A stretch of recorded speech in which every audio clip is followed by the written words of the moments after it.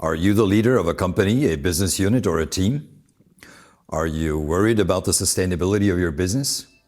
Are you plagued by fears of the future? You lack the really good ideas how to make your business great and future-proof again? Play a war game.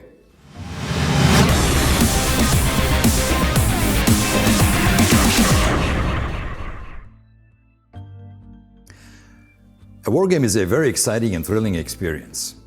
I'm here to give you instructions on your war game. Together with my team at Future Management Group, I've played countless exciting war games over the last 20 years. A war game is a workshop to simulate conceivable, probable, and also surprising attacks by competitors against your company and to learn from them. Where are the blind spots in your strategy? Where are you vulnerable? But also, where are your best opportunities for the future? A war game is a role-playing game, but don't call it that way. Don't invite your colleagues to a role-playing game. If you call it a war game, they'll be more inclined to participate. You can also use other common names such as Be the Enemy, Nightmare Competitor, or Disrupt Me. Let me say this up front. I'm a really peaceful person, and I don't advocate aggression or war here. It's only about a harmless but very inspiring thought game in the field of business. In 1872, there was an attack of the German Reich on Great Britain. It was 1 year after the victory of the North German Confederation under the leadership of the Prussian army over France. And 1 year after the foundation of the German Empire on January the 1st, 1871. The Germans were in the midst of a strong industrialization and also highly motivated by the foundation of the Reich and by the victory over France. The British Navy was destroyed by so-called fatal engines. Today, they're also known as torpedoes. The German army landed in Sussex. Both British Navy and the army were scattered throughout the world to expand and maintain the Commonwealth. In addition, Britain had demilitarized itself to a large extent, and the soldiers were poorly trained, so they were weak at home. The attack was very surprising because there was no obvious reason for the attack. No dispute, no conflict, no crisis. It came as it had to come. In the decisive battle at Dorking, the Germans defeated the British. The Germans conquered the British and made it a highly taxed province of the German Empire. Great Britain had to hand over its role as the leading naval power as well as the huge Commonwealth to the German Empire. But wait, the whole thing never happened. It's a fictional story, a scenario, written by George Chesney in 1871, 1 year before the alleged attack. Published in this book, The Battle of Dorking, when William came. William, the Emperor of the German Empire. The book was printed and read a couple of 100,000 times and caused enormous sensation and hot and anxious discussions. As a consequence, the British hurried to strengthen their army and navy again and made enormous investments. And they founded the Secret Service. This way, by inventing a previously unimaginable but plausible and frightening scenario of an attack by a strong opponent, the horrible scenario was possibly preventing itself from happening. That's what a war game is about. The purpose of a war game is for you to imagine what competitors could do and how they could do it to take away your orders and your customers, to drive your business into insignificance and bankruptcy, and how they could use the latest amazing technologies and the most intelligent strategies to make you disappear from the market.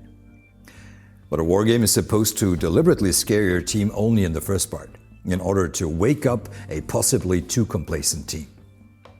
But fear without hope is harmful. So the second goal is to prevent these attacks by preparing for them. This will make your alignment and strategy more robust for the future.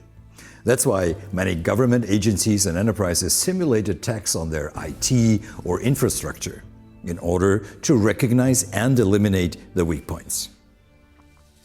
And the third and most important goal is for you to identify your greatest future opportunities in the potential attacks of your competitors by reversing them. Please act only with fair and legal means for the benefit of your customers, and please do not harm your competitors directly. Playing a wargame and implementing the resulting insights will make your company and business model much more future robust, and you will never again run the risk of missing significant threats and opportunities due to lack of attention. With a wargame, you can calibrate the attention of your team for signals in the market. This way, you will get kind of a strategic radar, a future radar, virtually for free. Here's how you should proceed. You can play a wargame pragmatically in 3 hours, but also very professionally in 2-3 days with several rounds. Step 1. Pick a business area.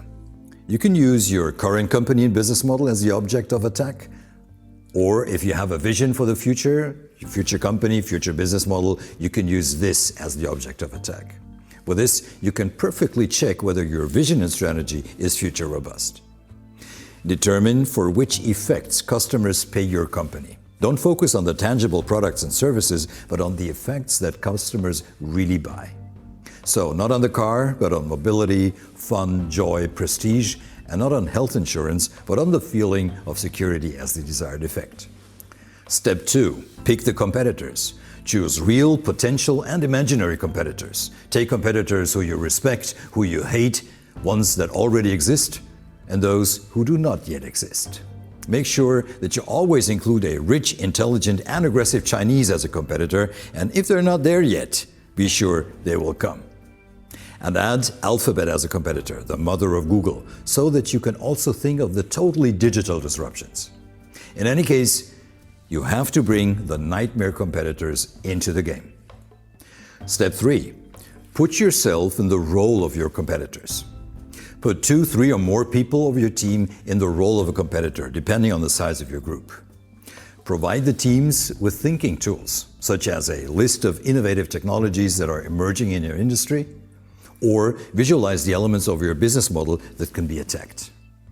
You can also simulate in one round of the game that there is a new crash with a subsequent economic crisis triggered by a not that unlikely collapse of the euro banking system. Step 4.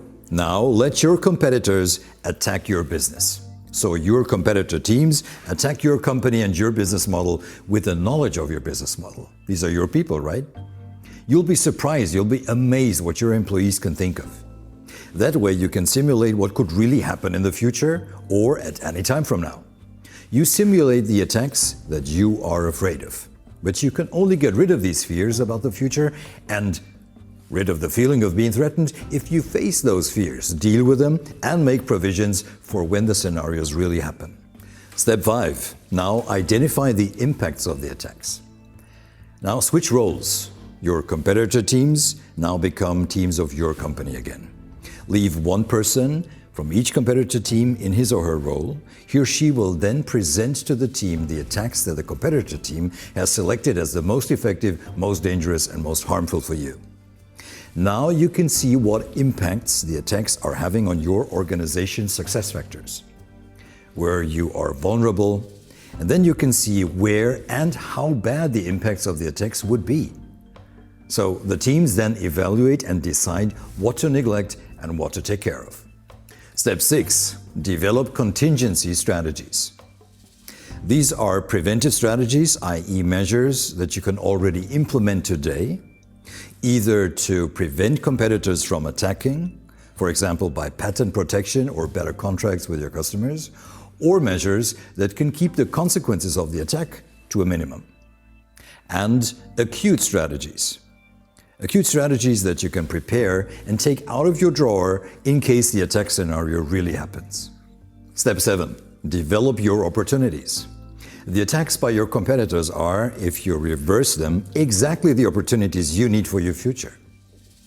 After carefully evaluating and selecting your opportunities, you have a clear picture of the business areas, the business models, and strategies that will sustain your business in 3, 5, or 10 years from now. You will recognize and seize your opportunities in the markets of the future, and this way you get rid of your fears of the future and see the future as less threatening and more promising through the simulation and analysis and then the reversal of future assaults. What doesn't kill you makes you stronger. Let's wrap up. With your wargame, you can achieve the following results. Recognize and understand future events and changes in the competitive landscape.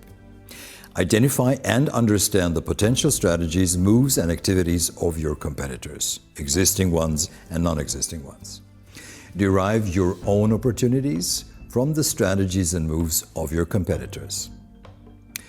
With these results, you can achieve the following effects: safeguarding your vision and strategy and making them future robust, recognizing future opportunities for your company, and increasing your team's awareness of potential threats and opportunities. Isn't that great? My call to action: set a date for your wargame right away. If you have any questions about the methodology, the necessary tools, or the organization, I will be happy to answer them. Ask your questions in the comments or email me at pm@futuremanagementgroup.com. Enjoy your wargame and have a bright future. Do you want to know more about the future? More than your friends and colleagues? And how to be a visionary leader? My next video is already in the making, so click subscribe and hit the bell too.